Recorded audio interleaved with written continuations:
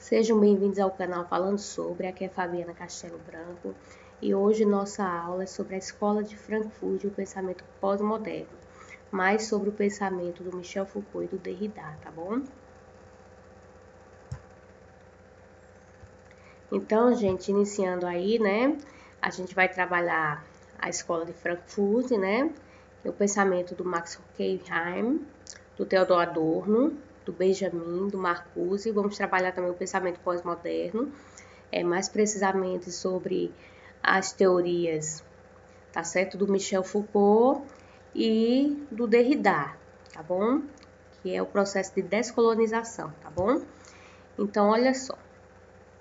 A Escola de Frankfurt, ela é muito conhecida, né, pela sua teoria crítica, principalmente contra a opressão, né? Por que isso? Porque ela tem uma base marxista muito forte, tá bom? Então, a Escola de Frankfurt, né, teve sua teoria, sua produção, né, conhecida como teoria crítica. Por quê? Porque ela vai criticar, né, as várias vertentes, os vários conhecimentos que já haviam sido trabalhados anteriormente, tá bom? Então, apesar das grandes diferenças, tá certo, no pensamento dessa escola, tá certo, a gente consegue perceber alguns pontos comuns. Como assim, professor? Ou seja, eles estão trabalhando várias vertentes, vários conteúdos, tá certo? Diferentes aspectos da vida social, porém, tem alguns aspectos, alguns conteúdos que a gente identifica em comum entre essas várias escolas, entre esses vários pensadores, tá certo? Então, o que é que eles se preocupam, professor? Eles se preocupam com os aspectos variados da vida social, de modo a compor uma teoria crítica da sociedade. Principalmente eles se baseiam em quê? Eles se baseiam em verificar e criticar a economia, isso interligado à psicologia, à história social e à antropologia. Como eu disse a vocês, como ele tem uma base marxista, então eles não poderiam deixar, né, de fazer uma crítica econômica, né, e antropológica fora de um contexto histórico. E por que o contexto da psicologia? Porque, como a gente já falou, a partir do século XIX, né, as filosofias, elas começam a se preocupar não só com a objetividade, mas também com a subjetividade do sujeito, né? A psique, o emocional. Então, daí quem é a ciência que estuda esse campo? A psicologia, tá bom? Então, é nesse momento que esse novo campo, ele também entra nessas novas abordagens, tá certo? Então, o que é que acontece? Né? Essa teoria crítica contra a opressão, né? A gente vai trabalhar, tá bem? Então, a gente vai trabalhar todos esses pontos agora. A teoria crítica de opressão, a sociedade de massa e razão instrumental, tá certo? A indústria cultural, a razão dialógica e ação comunicativa, a verdade intersubjetiva e democracia, da filosofia pós-moderna, tá certo? O fim do projeto da modernidade, porque a gente não fala mais hoje de tempos modernos, né? O tempos modernos lá citado pelo Charles Chaplin já foi. Hoje nós estamos no que a gente chama de tempo pós-moderno, tá certo? Pós a modernidade, tá bom? Né? A gente vai falar sobre a debilitação, tá certo? A questão do débito, das esperanças, né? Que é uma visão fragmentária, tá certo? Foucault, os micropoderes, e o Derrida, a questão da desconstrução, tá bom? Então, o ponto de partida fundamental da Escola de Frankfurt, tá certo? Além da teoria marxista, ele também baseia-se muito na teoria freudiana, tá certo? Que é aquela teoria da psique, do ego, do superego, do id, do inconsciente, né? Para Freud, o aparelho psíquico, né? O que é aparelho psíquico? Nossa mente, né? Nossa consciência. Ela seria dividida em três partes, tá certo? Ela seria dividida no consciente, que é aquilo que você sabe, que está claro para você, tá certo? No subconsciente, que seria a ligação, tá certo? Entre o que está claro para você e o que está escondido, e o inconsciente, que seria o que está escondido, que você não consegue perceber. Por que, professora, eu não consigo perceber o que está no meu inconsciente, né? Para o Freud, é porque esse ponto é tão traumático para o indivíduo que está no nosso consciente, que o indivíduo ele tende, tá certo, a esquecer, ele tende a colocar num local que não seja acessível. Para quê? Para que ele não tenha lembranças traumáticas e não sofra, né? Quem é que quer sofrer? Ninguém quer sofrer. Então, por isso, nós temos o inconsciente, que é uma forma de resguardar nossa consciência, de resguardar, né, nosso equilíbrio mental, tá bom? E o pré-consciente, né, esse subconsciente que a gente chama, seria justamente o que permite, né, que algumas coisas saiam do inconsciente para o consciente, né? Como é que sai, professora, do inconsciente para o inconsciente, né? Segundo a teoria freudiana, tem várias formas de sair, né? As mais faladas seria através dos sonhos, né? Às vezes a gente tem sonhos, os sonhos, eles comentam, eles relatam o quê? Um pouco da nossa realidade, um pouco do que está na nossa psique, no nosso inconsciente, né? Aí, hoje, professor, eu estou com sonhos sem pé, sem cabeça, né? Às vezes sem lógica, mas às vezes o sonho vem daquela forma o quê? Para não nos causar trauma, né? Mas quando você faz uma análise, faz psicoterapia, né? Faz psicanálise, né? Então, esses sonhos, né? Quando revelado ao psiquiatra, ou ao psicólogo, ou ao psicanalista, né, eles são interpretados junto com o sujeito começa a entender o que eles querem dizer, tá certo? E outra forma seria o que ele vem falar, né, que a gente às vezes fala o que está no nosso inconsciente e não fala, que são os atos falhos, né? Às vezes você está com seu namorado ou com sua namorada e você fala o nome de outra pessoa. O que é isso, né? É o inconsciente dizendo que você gostaria de estar com outra pessoa e não com o seu, né? Com o seu companheiro, né? Então são as falhas do inconsciente, por isso que ele chama de atos falhos, né?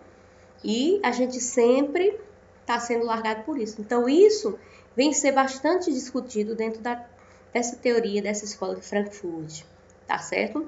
Além dessas teorias também, houve uma grande influência do Hegel, que a gente trabalhou aula passada, do Kant, né, que a gente já trabalhou, e do Max Weber, que também já trabalhamos, né? O Hegel está até nessa atividade de hoje, né, que ele vem falar da ideologia alemã, né? Ele vem falar justamente dos pontos da dialética, né? O Kant, ele vem falar muito da questão da crítica da razão pura, e o Max Weber, ele vem falar das ações sociais, as ações dos indivíduos. Mas quem são os pensadores, professor, dessa nova escola, dessa escola de Frankfurt, né? Então, os principais pensadores da escola de Frankfurt é o Herbert Marcuse, tá certo? O Walter Benjamin, o Leo Lowenthal, o Erich Fromm, o Theodor Adorno, que vocês conhecem bastante, né? O famoso pela indústria cultural, a ideia da indústria de massa. O Habermas, também é muito bem falado, vamos trabalhar daqui a pouco. O Max Horkheim e o Felix Will, tá certo? São os principais pensadores dessa escola, tá bom? Tá certo? E o que seria sociedade de massa e razão instrumental, segundo a escola de Frankfurt, tá bom? A escola de Frankfurt, né, ela tem um interesse muito grande, em especial pelas massas. O que é massa, professora? Né? Massa seria essa população mais pobre da nossa sociedade, a classe trabalhadora, né? É chamada de massa, tá certo? Por essa escola. Então, o que é que acontece? Esses filósofos, né? Eles justamente vão ver que o avanço tecnológico, que foi colocado a serviço dessa reprodução da lógica capitalista, ela veio ocasionar, nos tempos de hoje, o tempo pós-moderno, duas questões, né? Ao mesmo tempo que ela introduz a ideia de consumo, tá certo? Como uma diversão, né? Tá certo? Ela também diz que essa reprodução tecnológica, né, ela deveria ter sido capaz de apaziguar, ou seja, de promover, né, uma certa paz, uma certa calmaria, né, na diluição desses problemas sociais, o que a gente sabe que não ocorreu de fato, né?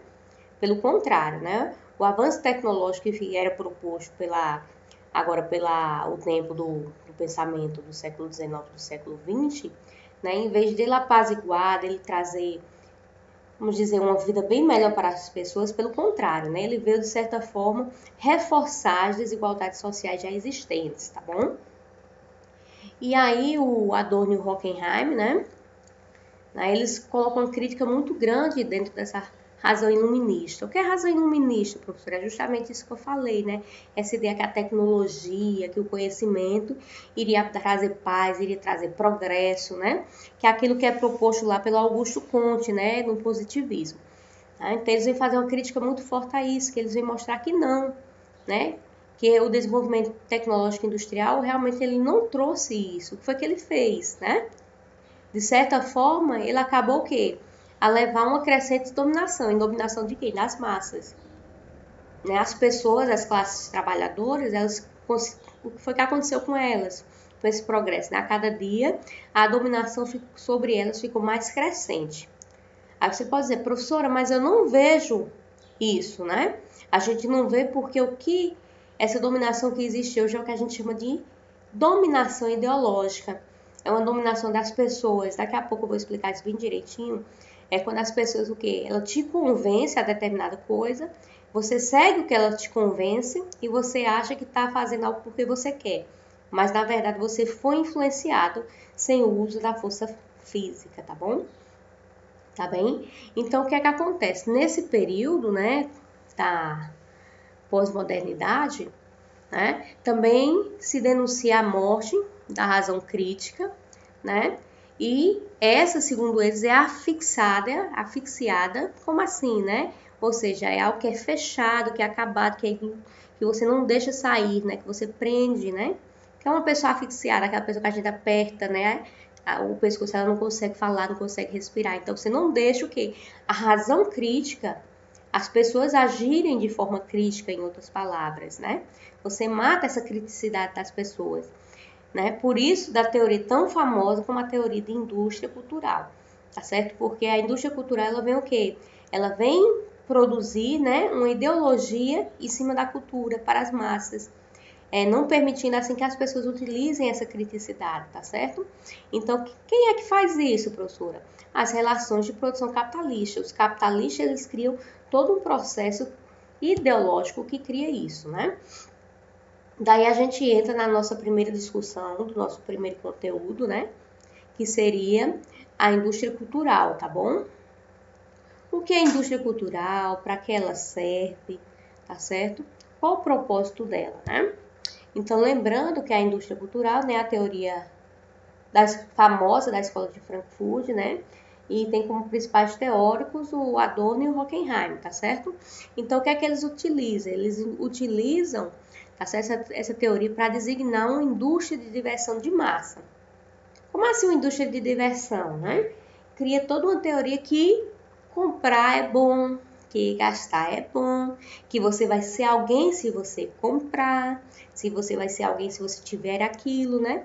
E aí, o que é que acontece? Isso, você começa a pegar isso que é passado na sociedade, você chama do que a gente chama de interiorização. A gente estudou isso no primeiro ano, né? Então, vocês interiorizam, tá certo? Esse processo social e acredita que vocês acreditam naquilo porque vocês acreditam, não porque trazem para você. Mas, na verdade, isso é trazido para você através de quem? Através dos meios de comunicação de massa. Quem são os meios de comunicação de massa, né? Ela é veiculada para você através da televisão, do cinema, do rádio, de revistas, jornais, músicas, propaganda, redes sociais, etc. Então, tudo isso vai trazer essa ideia para você que você termina o quê? Consumindo sem perceber. Você não consome só os produtos, você também consome a ideia, tá bom? Então, por meio da indústria cultural, essa diversão, né, obteria a homogeneização dos comportamentos e a massificação. O que é homogeneização, professora? São aqueles comportamentos que são iguais, né? Existem dois tipos, né, de comportamentos. Os heterogêneos, são os comportamentos diferentes, e a homogeneização, a ideia de comportamento igual, né? E o pessoal tende muito a isso, né? Tanto que a gente diz, o Maria vai com as outras, né? Um se posiciona e todo mundo vai junto, né? O que é isso? É um processo de homogeneização, né? Lembrando que dentro do conhecimento educacional, do conhecimento acadêmico, né? O processo de homogeneização não é bem visto. Por quê? Porque o conhecimento ele se produz o quê? Através de ideias opostas, de ideias, né, diferentes. É assim que a gente produz conhecimento, né? Mas a indústria cultural ela tende a criar o quê? Esse comportamento, essa ideia homogeneizada, tá certo? E assim o que é que acontece? Todo esse comportamento que eles criam, né, que é o que a gente chama de ideologia, a ideologia que eles criam, né? Eles criam, interligam a arte. O que é arte, professor? Arte é tudo aquilo que a gente consome, né? Arte pode ser música, pode ser um programa de TV, pode ser um filme, né? Tudo isso é considerado arte. Pode ser obras plásticas, né? Então tem muito tipo de arte, né? E essa arte ela é produzida para quem? Para as massas, né? Que eu já falei para vocês o que era. As massas começaram a o quê? A utilizar dessa, tá certo? Dessa cultura, dessa arte que foi produzida para ela. E isso é o que, gente? Isso é um instrumento de politização. Como assim? É um instrumento político de dominação. Né? Porque quem cria essa teoria é quem está no poder, quem tem o poder político. Então, eles criam isso o quê? Para continuarem, de certa forma, no poder. Por isso que a gente diz que é um instrumento político, né? Então, vamos ver aqui como é que ocorre, tá certo? O processo da indústria cultural. A indústria, ela cria os produtos, né?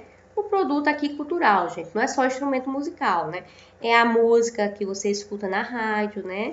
É o autor que você gosta na televisão, que é a mocinha que você gosta, ou então o ator que você gosta, ou a banda de rock, ou a banda do pop, né? Tá certo? Então, tudo isso é produzido de acordo com o gosto das massas. Né? É tanto que a gente vê uma certa homogeneização nisso. Como assim? Vamos pegar as cantoras, né?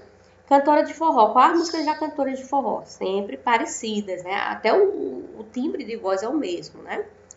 E o tipo de vestimenta, né? Sempre aqueles shorts bem curtinhos, né? Do mesmo jeito que a vestimenta da cantora de forró, é a vestimenta da cantora do funk, é a vestimenta da cantora pop, né? Por quê? Porque a indústria cultural cria o quê? Cria aquela ideia da mulher, né? Do corpo bonito, do corpo mostrando, né? A mulher, né? Gostosa, né? Então, isso é o quê? É a indústria cultural que cria. Então, quando ela cria isso, ela passa o quê? Pela TV, pelo jornal, né? A gente vê muito esse propaganda de televisão também, né? As propagandas, elas são uma forte, né, amiga, tem uma forte influência sobre essa produção, tá certo? Aí passa lá as negras gostosas, né? Se você beber essa cerveja, você vai ganhar isso. Se você usar tal perfume, né? Se você utilizar o boticário, né? Você será o que você quiser. Então, cria toda essa ideia e as pessoas, o que é que acontece? Elas começam a aceitar essas ideias como verdadeiras. Daí é que se cria a ideologia. Então, no momento, ó, que tá aqui, você cria a ideia como verdadeira, tá certo? E aí você acha o quê? Que a ideia foi você que teve, que é você que está imaginando aquilo. O que não é, o que na verdade, aquilo foi produzido por aquilo, pela indústria.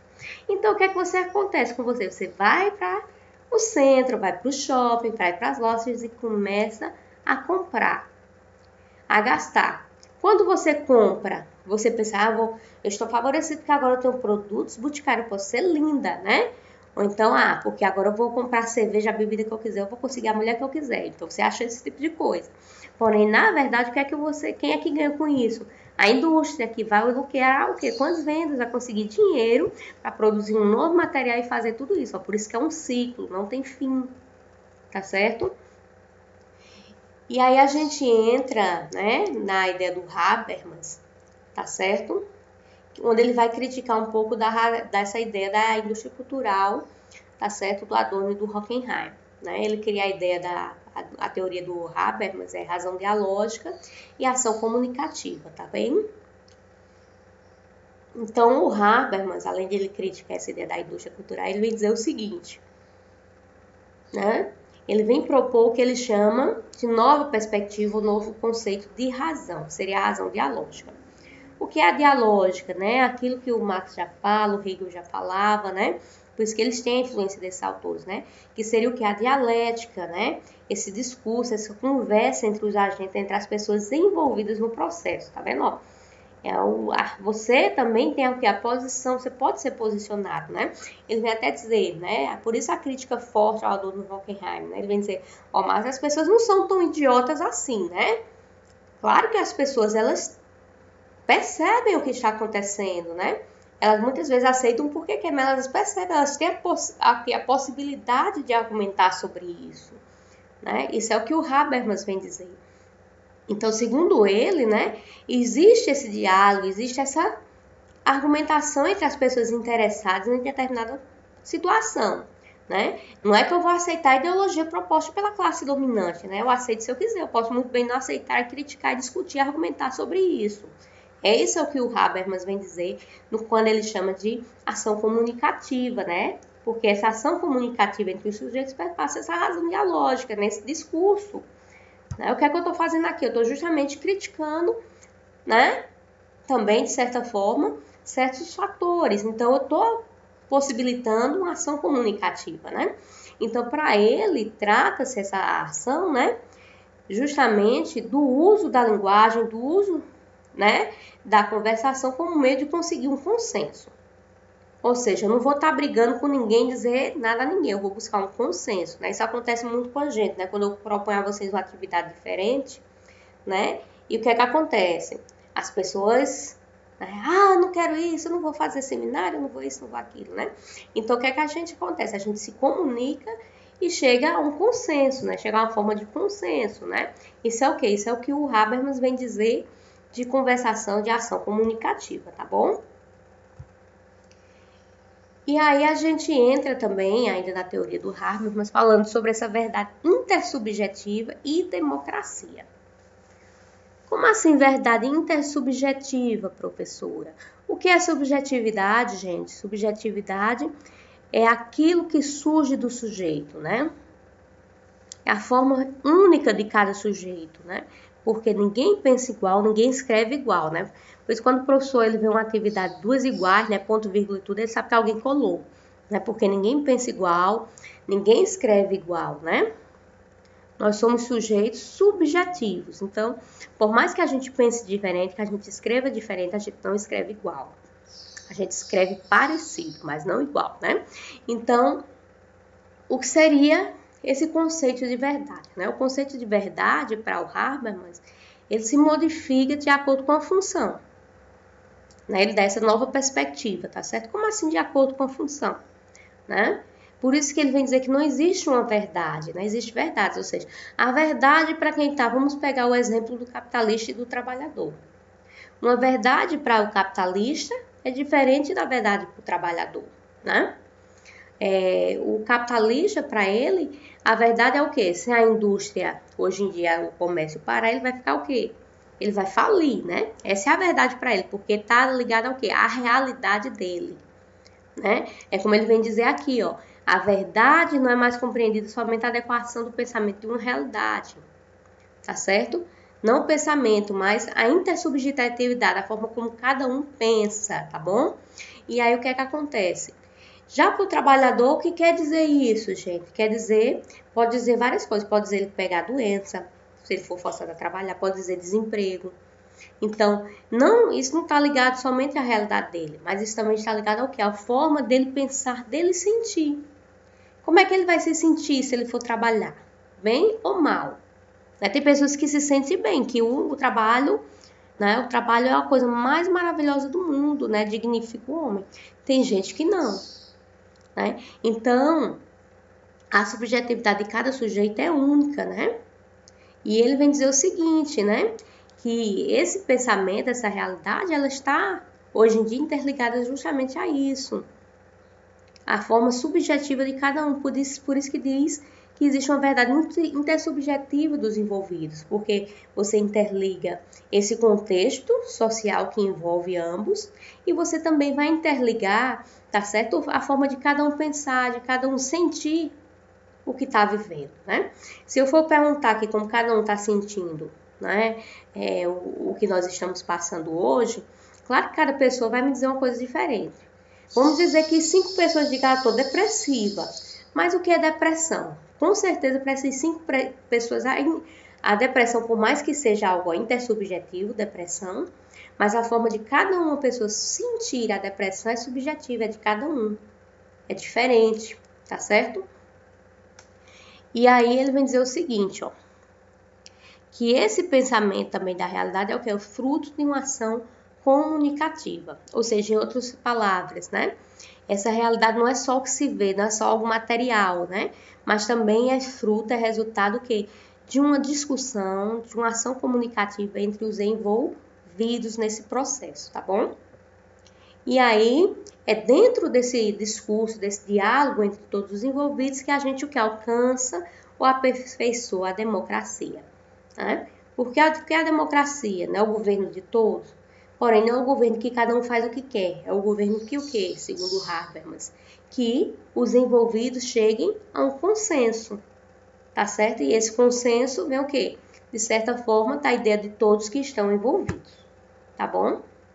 E aí a gente chega à teoria crítica, né? Que são os vários autores, né, desse período, né, que são trabalhados, né? A gente consegue ver aqui o Lacan, né? Aqui o da Escola de Frankfurt, o Adorno, né? O Foucault, Marx, né?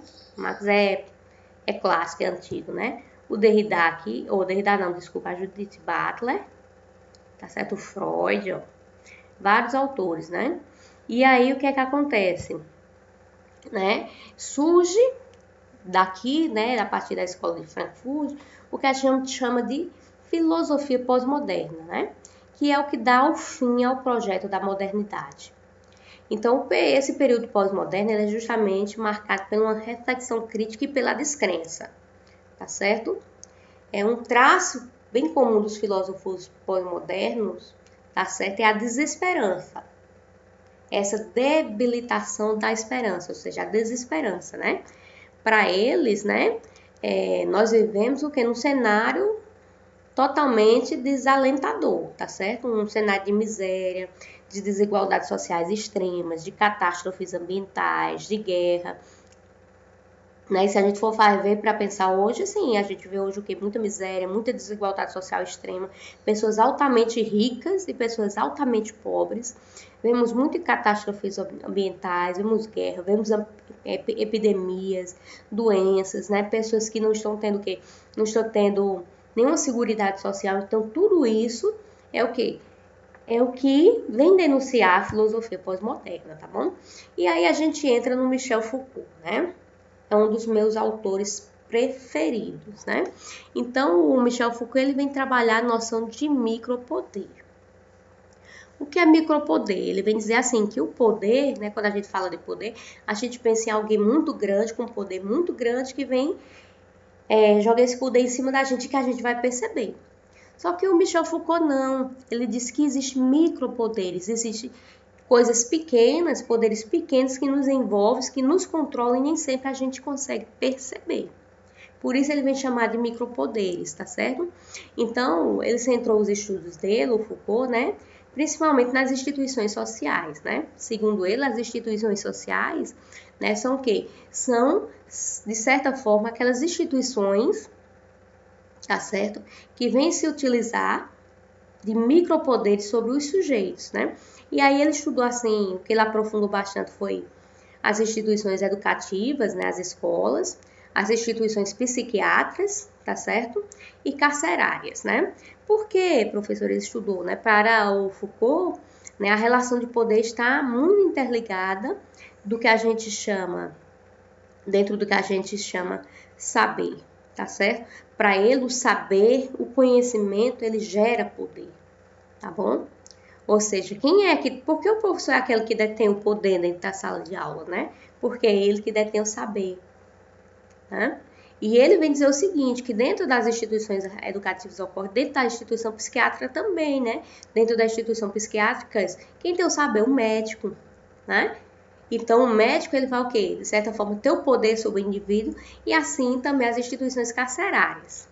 Como assim, professora, ter o controle sobre os indivíduos, né? Como esse saber gera esse controle, né? Ele vem dizer que esse saber, né? Ele vai gerar um poder e esse poder ele vai estar até sobre o corpo do indivíduo, né? Sobre o controle dos corpos, né?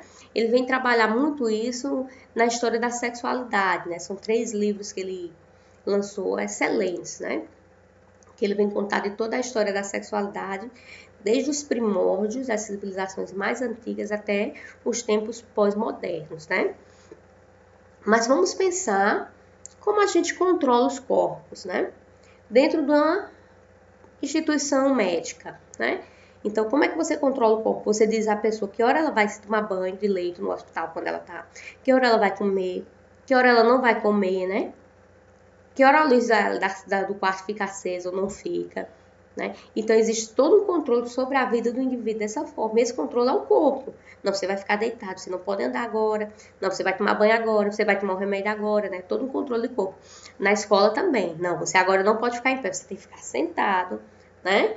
Você não pode falar agora, você tem que ficar em silêncio, né? Você não pode fazer isso agora, você tem que fazer tal hora, né? A hora de conversa é na hora do intervalo, né? Não pode ficar em pé dentro da sala, tem que ficar sentado, né? Então, existe todo um controle sobre o corpo do indivíduo, assim também como nas prisões, né? Por isso, instituições carcerárias, né? Na prisão tem a hora que o pessoal toma banho de sol, tem a hora que o pessoal toma banho, tem a hora de comer, tem todo um controle, né? E esse controle, queira ou não, é um poder sobre o sujeito, tá certo?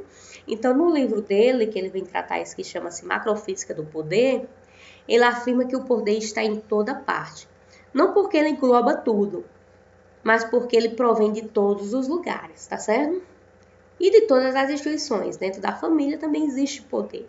Ou seja, o poder vem de todos os lugares. Então, ele está o quê? Em tudo. Não porque ele englobe tudo, mas porque ele vem de todos os lugares, tá certo? E aí a gente entra no que ele chama de sociedade disciplinar e sociedade de controle, tá bom?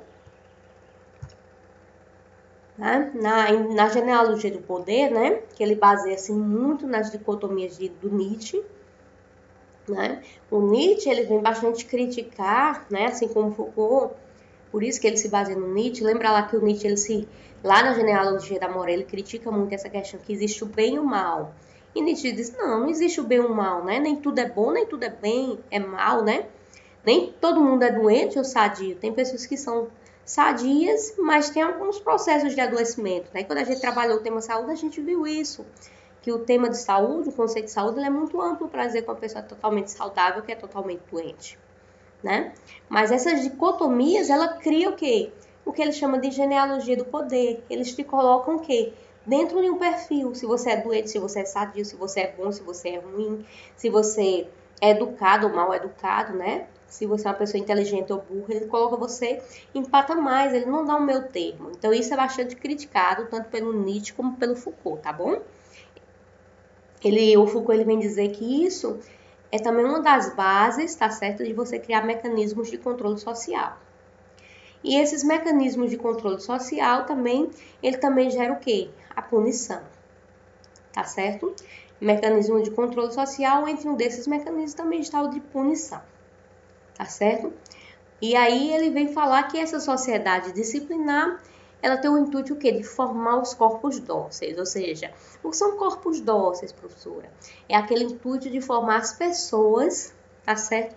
Dóceis à sociedade, tá? Aquelas pessoas que aceitam tudo, que não criticam, tá certo? Que não vão criticar, que não vão ser contra, né? Que vai aceitar tudo aquilo que vem de cima para baixo, né? E uma das coisas bastante demonstradas pelo Foucault é o panoptismo. O que é o panoptismo, né?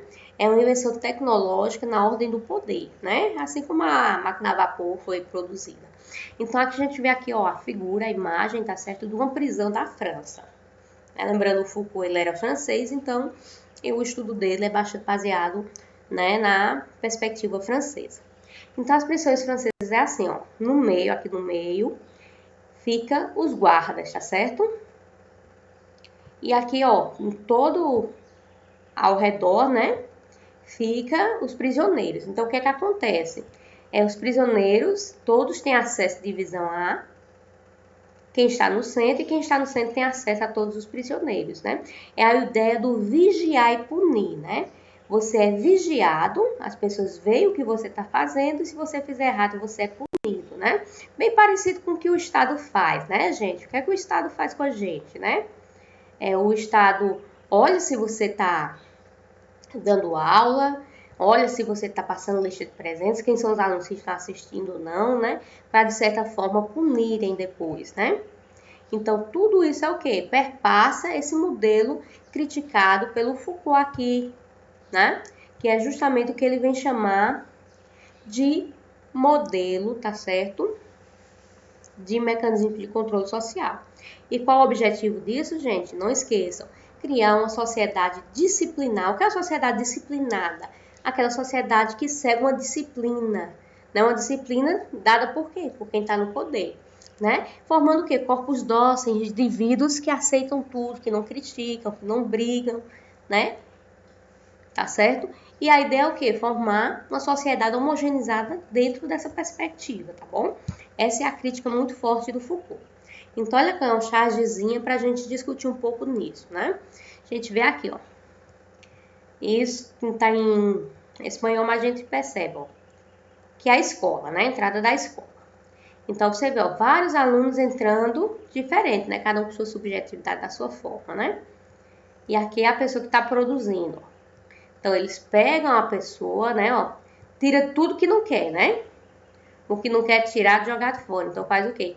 Colocam da forma que eles querem, montam, ó, coloca dentro da cabeça o comportamento social que eles querem e aí depois, ó, a cultura já está pronta para o poder. Você está pronto para o poder, seu corpo já está dócil, né? A ideia é de formar indivíduos dóceis, né? E aquele indivíduo que não é dócil é jogado fora, né? É chamado anarquista, né? O sujeito que é jogado fora, né? O dejeto, né? Daqui, ó, o nome aqui é dejeto, né? Então, dejeto é aquele indivíduo anarquista, aquele indivíduo que critica, aquele indivíduo que não aceita nada, o aluno problemático, né? Que se cria, tá certo? Então, todo esse discurso aqui é um discurso que o Foucault vem mostrar que isso ocorre dentro do que a gente chama de produção de micropoderes, tá certo? E aí, para a gente terminar nossa aula de hoje, a gente vai trabalhar nosso último tema, né, que é a desconstrução, que é a teoria do Derrida, né, do Jacques Derrida. Então, o Derrida, ele critica bastante o desenvolvimento a partir do quê? De uma racionalidade ocidental. Como assim, né? O que a gente conhece de filosofia, o que a gente conhece de sociologia, de teóricos, você pode perceber, tudo vem do Oriente, né? Do Oriente não, desculpa, do Ocidente, né? Tudo que vocês sabem de filosofia, a filosofia surgiu aonde? Com certeza vocês vão dizer, professor, surgiu na Grécia, né? E se eu dizer a vocês que já existiu filosofia antes da Grécia? Principalmente no Oriente. A professora disse, eu não sabia. Claro que a gente não sabe, porque como a gente é um país que foi colonizado pelos povos europeus, né? Então, o que a gente conhece é o quê? É do conhecimento europeu, o conhecimento da racionalidade ocidental. Então, o Derrida ele vem criticar muito isso, né? Ele vem dizer que tudo que a gente conhece é as ideias, são as teorias, né? São os pensadores, os teóricos criados por esse Ocidente. E passam para a gente como se essa ideia tivesse um centro, tá certo? Por isso que ele chama de logocentrismo. O que é o logocentrismo? Lembra que o logos quer dizer razão, né? Então, o centrismo dá razão, o centro da razão, ou seja, o centro da forma de pensar. A gente é ensinado a pensar o quê? De acordo com os pensadores ocidentais. Os pensadores gregos, os filósofos, né? Europeus, né? Dificilmente a gente estuda filósofos, sociólogos brasileiros, filósofos, sociólogos orientais, isso dificilmente, né? A gente vai passar um pouco disso em sociologia na questão dos nossos seminários, né? Mas isso aqui a gente não trabalha, né? E aí o que é que acontece? A gente tem uma visão que a gente chama de eurocêntrica. Tudo que a gente aprende é a partir o quê? A partir da Europa, do conhecimento europeu. E aí como é que isso é passado pra gente? Isso é passado em forma de supremacia, tá certo? Como se a cultura europeia, os pensadores europeus, né, fosse o melhor possível, porque historicamente, né, e a gente trabalhou isso no primeiro ano, quando a gente trabalha a cultura, né? Isso se chama etnocentrismo, né? Então, o que é que acontece? A gente aprende que a cultura europeia, ela estaria superior às outras culturas, o que não ocorre, né? A gente não tem cultura superior nem inferior, né? Existem culturas diferentes, formas de pensar diferentes, tá certo? Porém, para a gente é passado que a cultura europeia é a forma de pensar correta. E aí isso proporciona o que a gente? Uma forma de dominação. A gente é dominado por essa cultura, né? E daí a gente quer pensar daquela forma, a gente estuda os teóricos para saber daquela forma, e a gente não sabe que a gente está sendo dominado. Por quê? Porque a gente não conhece outra forma. A gente só conhece a forma logocêntrica, tá certo? E aí o que é que o Derrida ele vem propor? Ele vem propor a desconstrução desse modelo que foi criado pela cultura ocidental, tá bom? E aí é o que ele vem propor. Olha só, como desconstruir, professora? É difícil, é dificílimo construir. Como é que eu vou desconstruir um pensamento que desde que eu nasço ele me acompanha? Desde que eu nasci ele está me acompanhando, eu estou aprendendo até hoje tudo, né? Vocês, eu tenho certeza que é a primeira vez que estão ouvindo a falar de desconstrução. Como desconstruir? Então, como é que ocorre? Olha só. O conhecimento, né? Para a desconstrução não há o que? Uma segurança metafísica. O que é uma segurança metafísica, gente? Quando eu falo de metafísica, eu falo da razão, do logos, né? Então, se não há uma segurança metafísica, não existe o quê? Um pensamento correto. Eu não posso dizer, não, o Karl Marx ele é mais certo que o Max Weber, né? Ele é, não, o Durkheim ele é mais... Porém, eu ainda estou utilizando o quê? Filósofos, né? Ocidentais, aqui, sociólogos ocidentais, né? Mas se eu falar, pronto, vamos pensar na filosofia, né? Um tipo de filosofia. Se eu for utilizar o confucionismo, né? Uma filosofia oriental, dizendo como seria o modelo para a felicidade, a pessoa pode dizer, não, o modelo para a felicidade se dá na fenomenologia e no existencialismo. Não isso aí é, né? É quase nem é trabalhar, isso não é nem filosofia, né? As pessoas têm uma visão preconceituosa. Para o Derrida não existe essa segurança metafísica, ou seja, não existe um modelo correto. Todos os modelos seriam corretos, né? Então, o que é que acontece? Esse conhecimento para ele é criado, ele se baseia na linguagem, porque, gente, a linguagem é o símbolo, né, que vai nos propor o quê? Tudo, né? O conhecimento com o social, com a filosofia, com tudo, né? Existem vários tipos de linguagem, né, gente? Existe a linguagem verbal, que a gente fala ou escreve, aí a escrita não verbal, né? Então, a psicológica, existe vários tipos de linguagem. E aí, eu vou interpretar esse esquema passado, baseando na linguagem, interpretar não só de a forma que me mandam. Ah, não vou interpretar somente a questão de relação de trabalho, somente por como me mandam. Eu posso olhar o quê? Outras interpretações, né? Eu posso olhar novos teóricos, outras interpretações sobre aquilo. Eu posso sair da caixa, né? E aí isso vai me propor que a desconstrução daquele modelo que me é proposto, né? No momento que eu tenho uma nova, tá certo? Visão, um novo conhecimento, um conhecimento mais apurado, tá? A desconstrução para o Derrida é diferente de destruição, tá certo, gente? Eu não vou destruir o pensamento ocidental, né? Ele não propõe que você destrua, esqueça tudo que você aprendeu. Ele propõe o quê? Que você comece a pensar fora também só daquilo que te é ensinado, né? É o que ele chama de desmontagem ou decomposição, tá certo? Ou seja, quando vocês pegam um texto, né?